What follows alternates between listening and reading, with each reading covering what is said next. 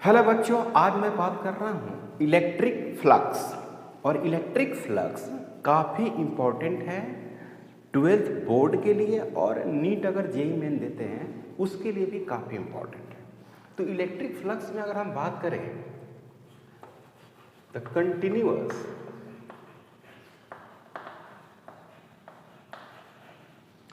Continuous passing electric field lines, passing electric field lines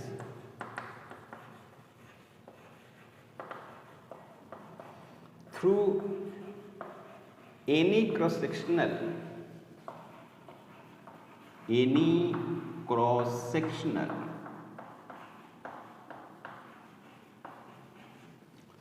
area vector, cross sectional area vector is called electric flux. Electric flux मतलब किसी area vector से अगर पास करता है क्या electric field lines, तो हम लोग उसको बोलते हैं इलेक्ट्रिक फ्लक्स। अब यहाँ पर एरिया वेक्टर क्या है, जैसे कि मान लीजिए कि इस तरह से अगर है, इस तरह से, तो इसकी हम एरिया वेक्टर अगर मानते हैं इधर है, अगर मानते हैं एरिया वेक्टर इधर ही क्या कर रही है, इलेक्ट्रिक फील्ड लाइंस इस तरह से पास कर रही है ना, इस तरह से। तो यहाँ पर एक फ्लक्स मिलेगी, इसका फ्लक्स, तो यहाँ से फ्लक्स, इसका मतलब हुआ कि फ्लक्स हमें पास कर रहा है। अब यहाँ पे एक और डेफिनेशन टाइप पे लिखते हैं कि dot product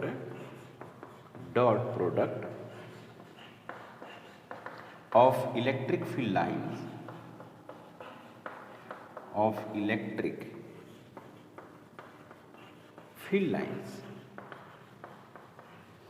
and area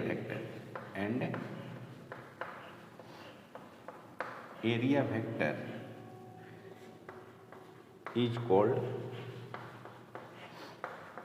electric flux।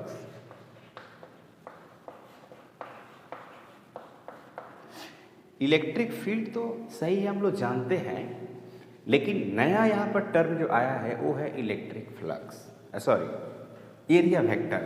तो हम लोग बात करेंगे अभी एरिया वेक्टर किसको बोलते हैं, ये सारी बातें करेंगे। तो यहाँ पर क्या हो गया, flux F E is equal to area electric field and area vector dot product, क्या लिखा हूँ, dot product of electric field lines and area vector is called electric flux. इसको ब्रेक करेंगे तो हम लोग डॉट प्रोडक्ट पढ़े हुए हैं, इसको लिख सकते हैं इस तरह से, और कॉस थीटा, तो जो फाई ई हो गया वो हो गया ई, फिर ए और कॉस थीटा, ऐसे लिख सकते हैं, phi E is equal to E A cos theta, where theta is the angle between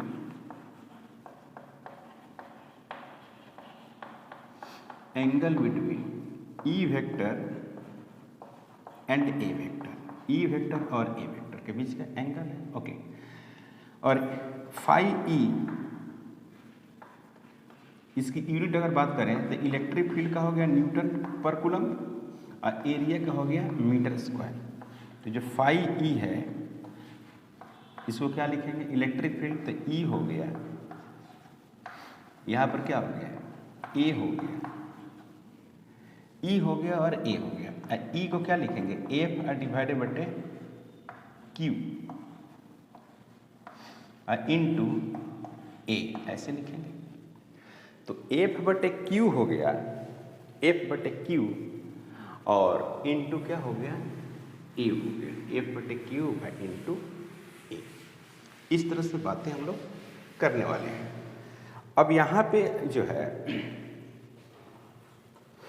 phi जो ई है, phi E is equal to F का मतलब हुआ एम एल टी के power -2, M L T -2, area के जो values हो गया, सॉरी इलेक्ट्रिक फोर्स का ये वैल्यू हो गया। चार्ज का क्या लिखते हैं, आई टी लिखते हैं, कहीं कहीं पर ए टी भी लिखा जाता है, ए फॉर एम्पियर, और एरिया को लिखते हैं एल के पावर 2, ऐसे लिखते हैं। तो जो फाई ई है उसको आप ऐसे लिखेंगे, phi E is equal to M L के पावर 3 और टी के पावर -3 और आई के पावर हो गया -1। तो एम एल के पावर 3 टी के पावर -3 और आई के पावर हो गया -1, ऐसे लिखते हैं। ये हो गया आपका फ्लक्स। अब यहाँ पे जो फ्लक्स की जो बातें हम लोग कर रहे हैं, जैसे मान लीजिए कि इस तरह से एक एरिया वेक्टर है, सपोज दैट अब इन फिलहाल आप मान लीजिए कि कुछ एरिया वेक्टर ऐसे ही होता है। हम एरिया वेक्टर अपनी इसके जस्ट बाद पढ़ेंगे। तो एरिया वेक्टर है, तो इसकी जो एरिया वेक्टर है वो इधर है, मान लीजिए इस तरह से। और इलेक्ट्रिक जो फील्ड लाइंस जो दिया जा रहा है, इसमें जो भी इलेक्ट्रिक फील्ड लाइंस दिया जा रहा है वो भी कहाँ दिया जा रहा है, इधर ही दिया जा रहा है, ऐसे। तो ये हो गया इलेक्ट्रिक फील्ड लाइंस या इलेक्ट्रिक फील्ड, ऐसे दे रहा है।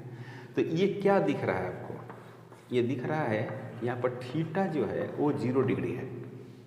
मतलब कि जो ई वेक्टर है वो ए वेक्टर के क्या है, पैरेलल है। ई वेक्टर इधर ही है और ए वेक्टर भी क्या है, इधर ही है। तो थीटा इक्वल टू 0 हो गया। तो फाई जो ई है वो ई हो गया, फिर ए हो गया, और कॉस कितना हो गया 0। तो ई इंटू ए, और कॉस 0 का वैल्यू क्या हो गया 1। तो यहाँ पर फ्लक्स जो हो गया वो क्या हो गया, पॉजिटिव हो गया। यानी इलेक्ट्रिक फ्लक्स यहाँ पे पॉजिटिव हुआ और मैक्सिमम भी हुआ। Electric flux positive and maximum. अब यहाँ पे जो बात आप करेंगे क्या है, देखिएगा यहाँ पर हो गया फाई जो ई है, फाई ई दूसरा डायग्राम है कि ई है आपको एरिया वेक्टर है, और यहाँ पर क्या हो गया, इस तरह से हो गया एरिया वेक्टर, और यहाँ पर क्या हो गया, ये हो गया इलेक्ट्रिक फील्ड हो गया, ऐसे। एरिया वेक्टर इधर हो गया और इलेक्ट्रिक फील्ड किधर हो गया, इधर हो गया, है ना।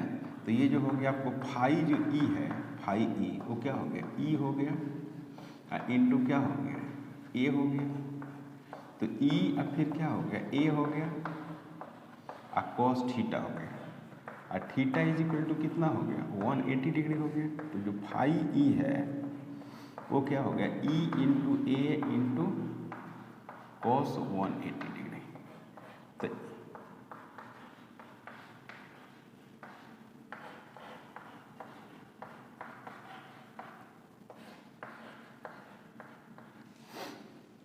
है ना, ये क्या हो गया 180 डिग्री। तो फ्लक्स क्या हो गया, निगेटिव। फ्लक्स को आप निगेटिव बोलोगे यहाँ पर। अब फ्लक्स 0 भी हो सकता है।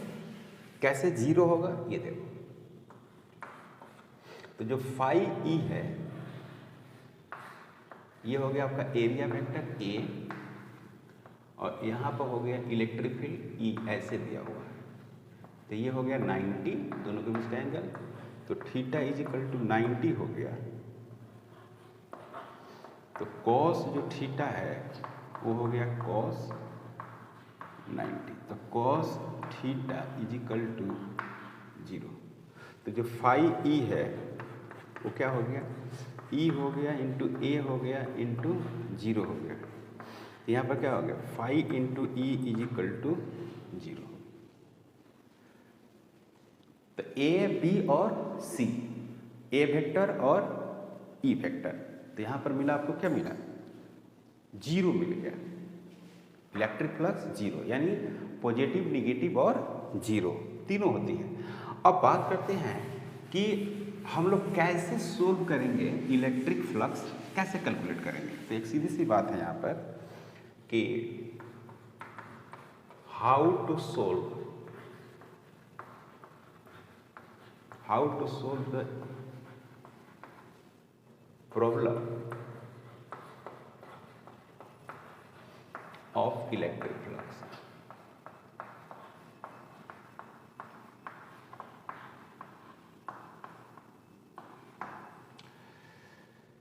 तो पहला है कि when theta given,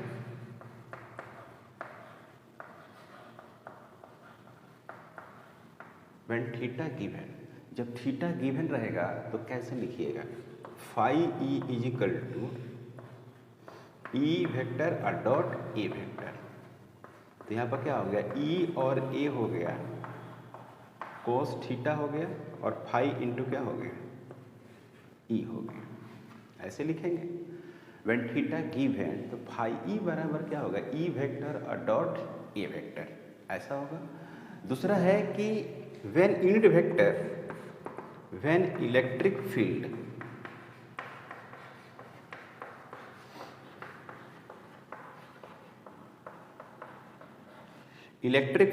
and area vector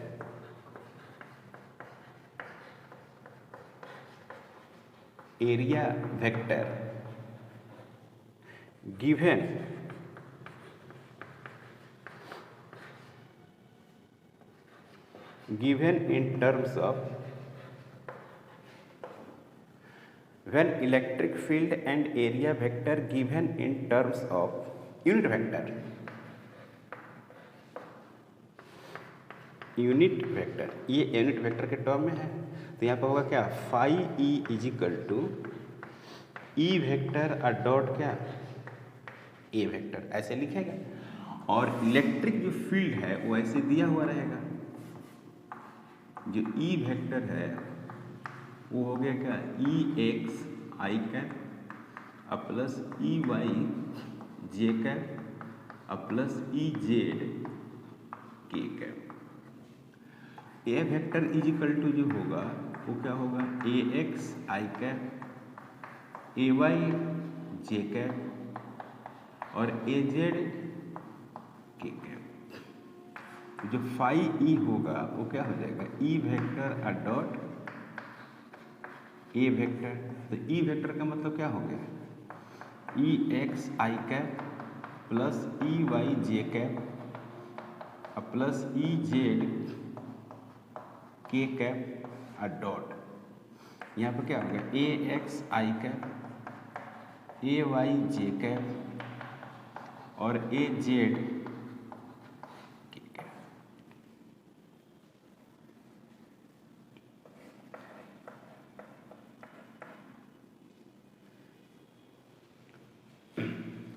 तो phi E vector dot A vector, E x, ये ई एक्स है और ए एक्स है, तो इसको डायरेक्ट आप लिखते हैं ना ऐसे, डॉट प्रोडक्ट में आप पढ़े होंगे इस तरह से, E y A y E z और ए जेड। ऐसा कहाँ पढ़ना है, dot product of two vector पढ़ना है। सिमिलर वेक्टर का डॉट 1 हो जाता है और डिसिमिलर वेक्टर का डॉट क्या हो जाता है, 0 हो जाता है। फिर इसके से 0 हो जाएगा, फिर इसका डॉट 1 हो जाएगा, मतलब कि ये वैल्यू हो जाएगी, और इसके साथ 0 हो जाएगा। वैसे ही इसके साथ 0, फिर इसका इसके साथ 0 और इसके साथ रह जाएगा। तो हो गया। तो कब किसका फार्मूला इस्तेमाल करेंगे आप इस तरह से आप देख सकते हैं। ओके, अब मैं क्या कर रहा हूँ, इस पर थोड़ा सा पढ़ते हैं क्या, एरिया वेक्टर के बारे में। थोड़ा सा एरिया वेक्टर की हम बात करने जा रहे हैं। तो एरिया जो वेक्टर है, सबसे पहली बात कि जैसे एरिया वेक्टर, इसको समझते हैं। एरिया वेक्टर, सबसे पहली बात ये वेक्टर है और एरिया ऑलवेज जो होगी, always perpendicular to the surface होगी, perpendicular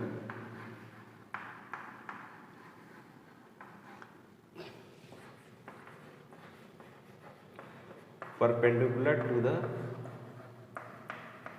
surface. Area always perpendicular to the surface, surface पे परपेंडिकुलर रहेगी, परपेंडिकुलर और कहाँ रहेगी, आउटवर्ड होगी, आउटवर्ड।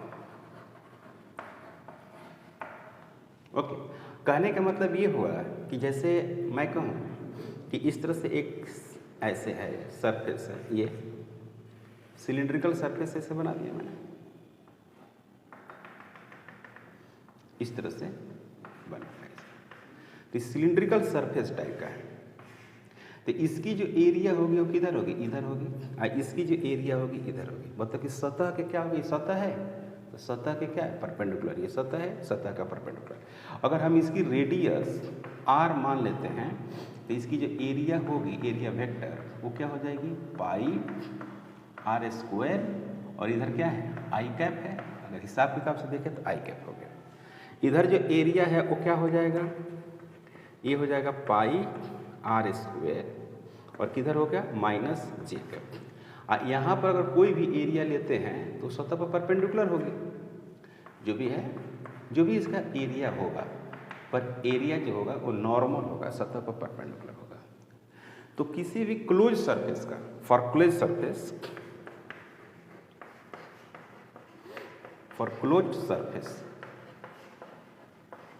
क्लोज सरफेस का मतलब होगा जैसे सिलिंड्रिकल बॉडी है तो क्लोज सरफेस है, सिलिंड्रिकल है, सॉलिड सिलेंडर है या होलो सिलेंडर है, चारों तरफ से ढका हुआ है तो क्लोज हो गया। तो for close surface area vector जो होगी वो जीरो होगी, एरिया वेक्टर जीरो होगी। अब जैसे ये है तो जितना ये प्लस में है उतना ही ये क्या है, माइनस में है, ये आई कैप है। जितना ये माइनस आई कैप में है उतना ही ये प्लस आई कैप में है, तो जीरो हो गया। और जितना ये अपवार्ड है उतना ही क्या होगा, यहाँ पर डाउनवार्ड भी तो होगा या नहीं होगा, डाउनवार्ड होगा। तो नेट एरिया जो वेक्टर होता है वो जीरो होता है। ए नेट जीरो होती है क्लोज के लिए, क्लोज बॉडी के लिए जीरो होगा नेट एरिया वेक्टर। ऐसा सपोज दैट कि इस तरह से है, ऐसे ऐसे,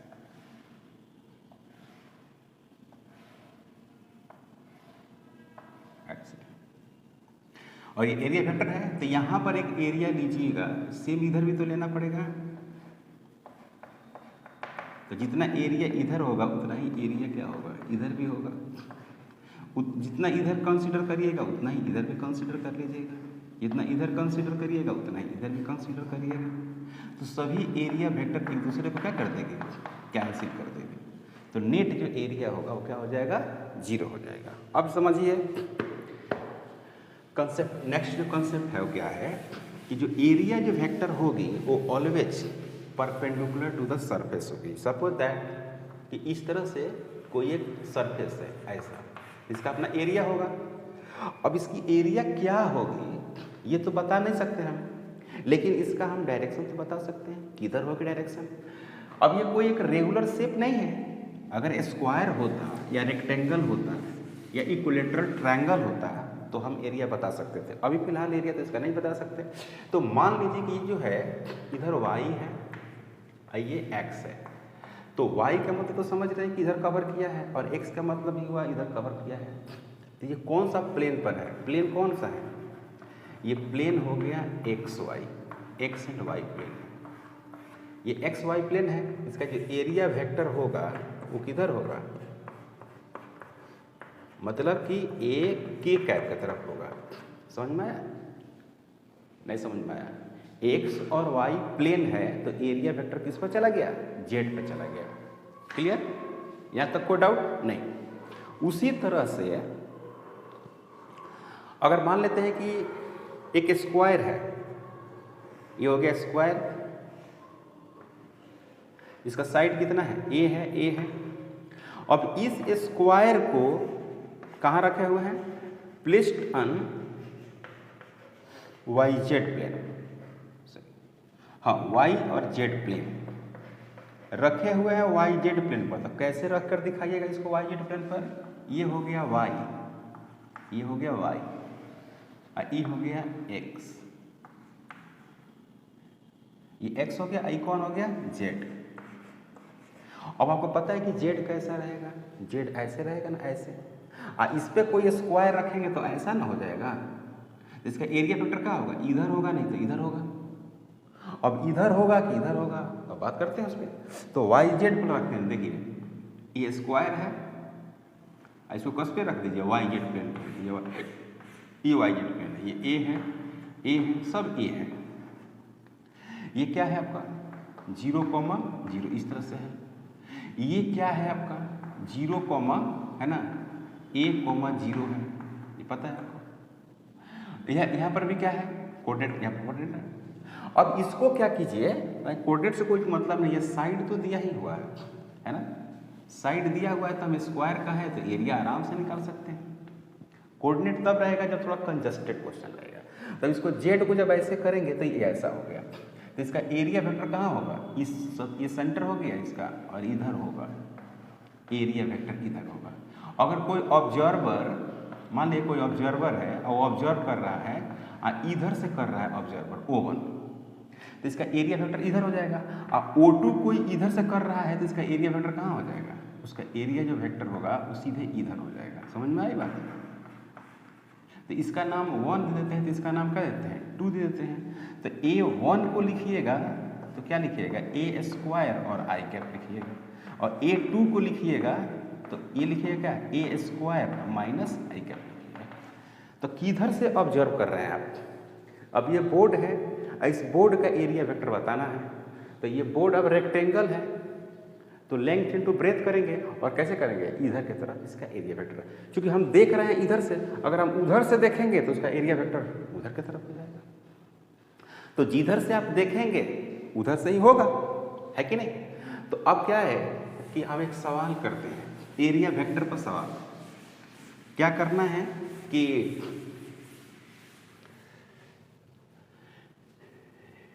find area vector, find area vector. प्रत्येक का आपको एरिया वेक्टर कैलकुलेट करना है। कि जैसे मान लीजिए कि ऐसे दिया हुआ है, ओके,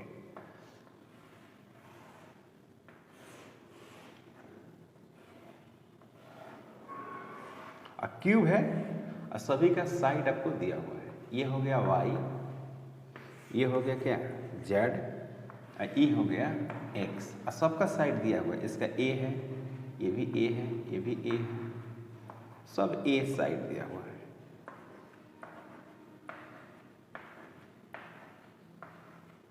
सबका साइड a है। इस पर नाम दे देते हैं A, B, C, D, E, F, G, H, ऐसे नाम दिया हुआ है A, B, C, D, E, F, G, H। अब इसको आप यहाँ पर लेकर आएंगे तो कैसा हो जाएगा, एक ऐसा फेस बनेगा, एक ऐसा फेस बनेगा, एक ऐसा फेस बनेगा, एक ऐसा फेस बना। तो 4 सरफेस एरिया तो ऐसे ही दिखाई दिया, एक इधर, एक इधर, एक इधर, एक नीचे, एक आपके तरफ 5 हो गया, एक बोर्ड के अंदर 6 हो गया। सबका नाम यहाँ पर लिखा हुआ है। इसकी जो एरिया वेक्टर होगी उसका नाम है इधर, उसका नाम A1 दे देते हैं। इसकी जो एरिया वेक्टर इधर होगी उसका नाम दे देते हैं E2। इसका जो एरिया वेक्टर होगा सतह पर इधर होगा उसका नाम दे देते हैं E3। सब वेक्टर में है। और इधर जो एरिया वेक्टर है उसका नाम दे देते हैं क्या A4, और ये इधर में है। और एक आपको पता ही है कि इधर आएगा जेड की तरफ सीधे आएगा ना, जेड की तरफ आएगा, तो उसका नाम हो गया E5। और एक सीधे अंदर की तरफ जाएगा, है ना, तो उसका नाम हो गया A6। क्लियर है। तो पहला जो A1 है, A1 पहला की बात कर रहे हैं, फर्स्ट मतलब इसका बात करने वाला है। तो क्या लिखा हुआ है CDEF, CDE और F। तो ये कैसा है CDE और F, तो इसका सरफेस एरिया इधर है। तो क्या लिखेंगे A1 A² और क्या लिख देंगे प्लस I कैप, लिखेंगे क्या नहीं लिखेंगे। उसी तरह से अगर सेकंड का लिखते हैं, सेकंड का तो देख रहे हैं कि नहीं, ये जे कैप की तरफ जा रहा है, नाम लिखने की कोई ज़रूरत ही नहीं है। अगर लिखना चाहते तो लिख सकते हैं FE G और H। इसको लिखना चाहेंगे तो A2 = A² प्लस जे कैप, मतलब कि जे कैप। उसी तरह से अगर थर्ड लिखना चाहते हैं तो A3 लिखिएगा, और A3 = क्या लिखिएगा यहाँ पर A² माइनस I कैप। यहाँ पर क्या होगा A4 A², यहाँ पर क्या हो जाएगा प्लस जे कैप। पांचवा में क्या लिखिएगा A जो 5 है वो क्या लिखेंगे A² प्लस K कैप। और ए जो 6 है उसको क्या लिखना है, उसको लिखना है ए स्क्वायर माइनस के कैप।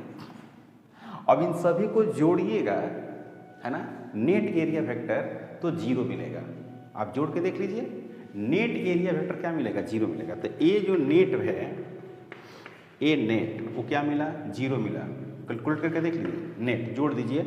लेकिन एरिया जो है, एरिया टोटल एरिया वो 6 इंटू ए स्क्वायर है, क्योंकि एरिया तो स्केलर क्वांटिटी है और एरिया वेक्टर जो है वो वेक्टर है। आप इसको नोट कर लीजिए, है ना। अब देखो यहाँ पे, अब क्वेश्चन करते हैं। क्वेश्चन बहुत आसान होता है, कठिन नहीं होता है इसका क्वेश्चन, बस करना रहता है अपना, समझिए और क्वेश्चन कर लीजिए, कोई प्रॉब्लम नहीं, सिंपल है क्वेश्चन। फाइंड इलेक्ट्रिक फ्लक्स, देखिएगा, फाइंड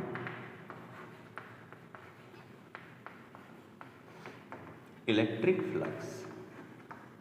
यहाँ पर एक दिया हुआ है क्वेश्चन, फर्स्ट जो दिया हुआ है वो E है और यहाँ पर लिखा हुआ है E0, है ना, I कैप, और दूसरा है E vector is equal to x square E naught I cap. दोनों में अंतर है, ये कांस्टेंट इलेक्ट्रिक फील्ड इंटेंसिटी है और ये क्या है, वेरिएबल इलेक्ट्रिक फील्ड इंटेंसिटी, दोनों में अंतर है। ओके, तो पहला काम का सलूशन करें तो बहुत आसानी से कर सकते हैं। पासिंग थ्रू अ क्यूब, है ना, यहाँ पर क्या लिखेंगे, पासिंग थ्रू अ क्यूब, एक क्यूब से पास करता है, पासिंग थ्रू अ क्यूब। तो सोल्यूशन में अगर पहला काम देखें, फर्स्ट का सोल्यूशन, तो क्या मिलेगा जरा समझिए। ई जो है ई नॉट आई कैप है, और कैसा क्यूब है थोड़ा समझिए, पासिंग थ्रू क्यूब। तो क्यूब ऐसा है,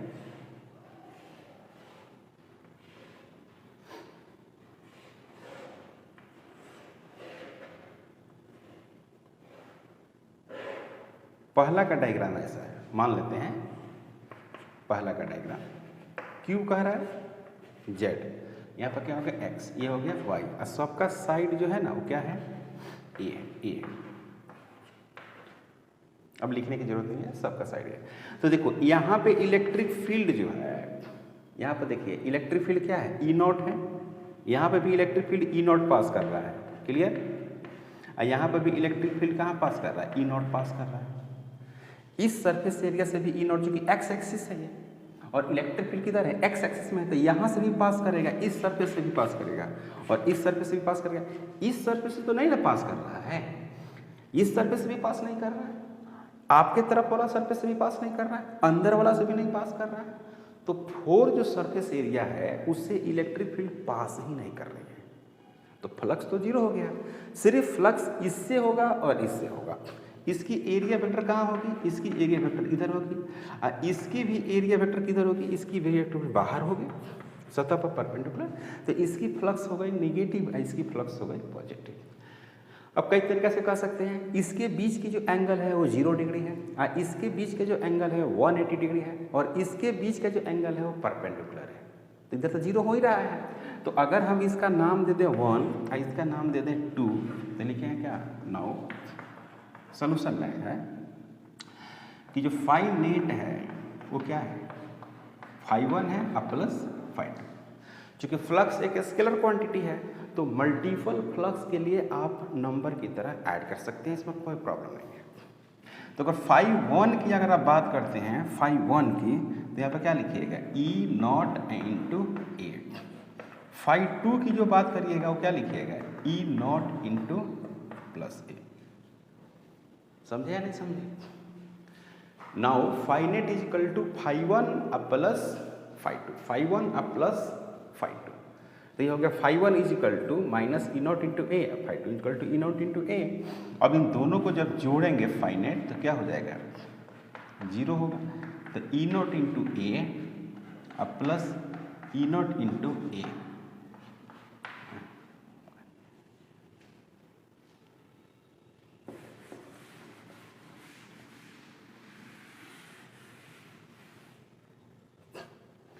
phi net is equal to minus E not into A plus E not into ए।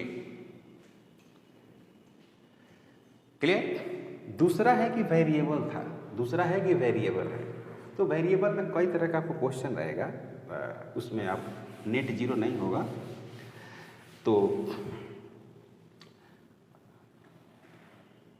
इस तरह से डायग्राम दिया हुआ है, मान लीजिए कि उसका डायग्राम है कुछ ऐसा।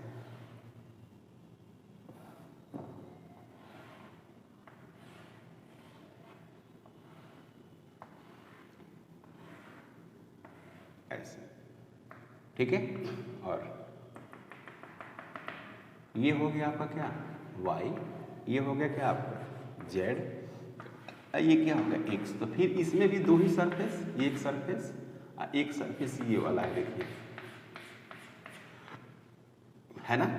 तो यहाँ पे यहाँ पर एरिया वेक्टर A1 इधर होगा और इलेक्ट्रिक फील्ड क्या होगा E1 होगी, ये जीरो है। और यहाँ पर इलेक्ट्रिक फील्ड क्या होगी E2 होगी, और एरिया जो वेक्टर होगा वो इधर ही होगा, एरिया वेक्टर भी इधर होगा, A1 होगा, ऐसे होगा या नहीं होगा, होगा। तो चलो भाई, पहले हम बात करते हैं φ1।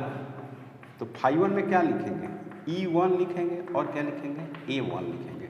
तो सबसे पहली बात कि A1 में तो कोई प्रॉब्लम नहीं है, A1 में हो गया a square minus I cap. अगर सभी का साइड कितना है, सभी का साइड A है, सबका साइड A है, तो आप ऐसे लिख सकते हैं, क्लियर। तो फाई जो 1 है, अब E1 के बदले क्या लिखिएगा, E1 जो है, E जो है वो कितना है एक्स स्क्वायर E0 है। तो E1 का मतलब इसी सरफेस पे, तो इसी सरफेस पे x कितना है जीरो ना है, तो फील्ड ही क्या हो गया जीरो हो गया। यानी E1 अगर आपको जीरो मिला तो फ्लक्स भी क्या मिल गया, जीरो मिल गया।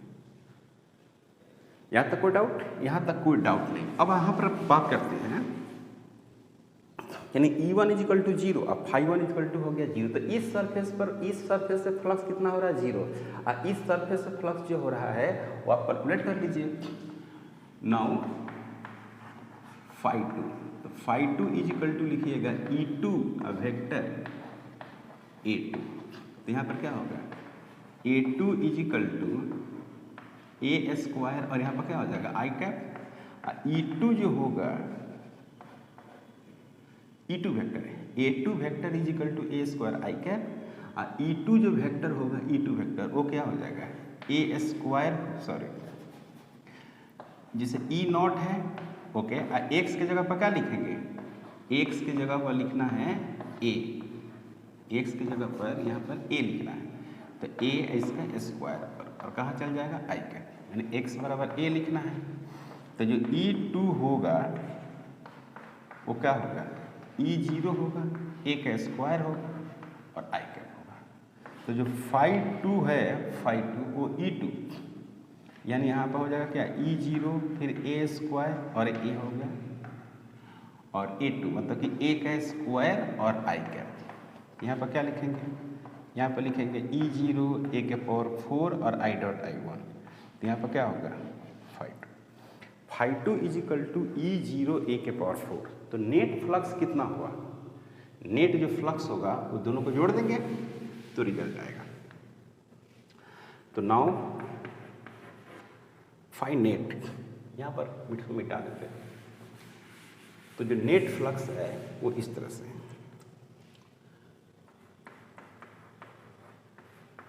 Find net is equal to φ1 plus φ2। तो यहाँ पर हो गया 0 प्लस E0 a के पावर 4,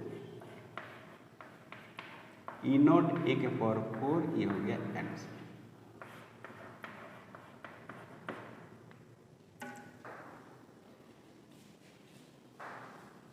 तो फाइनेट जो हो गया वो नेट प्लस E0 a के पावर 4 होगा, E0 a के पावर 4। तो आज हमने सीखा है फ्लक्स किसको कहते हैं और फ्लक्स कैसे कैलकुलेट करते हैं और एरिया वेक्टर। आगे हम लोग पढ़ेंगे इसमें गॉस लॉ में, गॉस लॉ में भी हम लोग फ्लक्स की बात करेंगे और इलेक्ट्रिक फील्ड इंटेंसिटी की ही बात करना है। तो आज का मैं लेक्चर यहीं पे स्टॉप करता हूँ, मिलते हैं नेक्स्ट लेक्चर में। अगर आप हमारे चैनल पर नए हैं प्लीज़ सब्सक्राइब करें, शेयर करें। Thank you.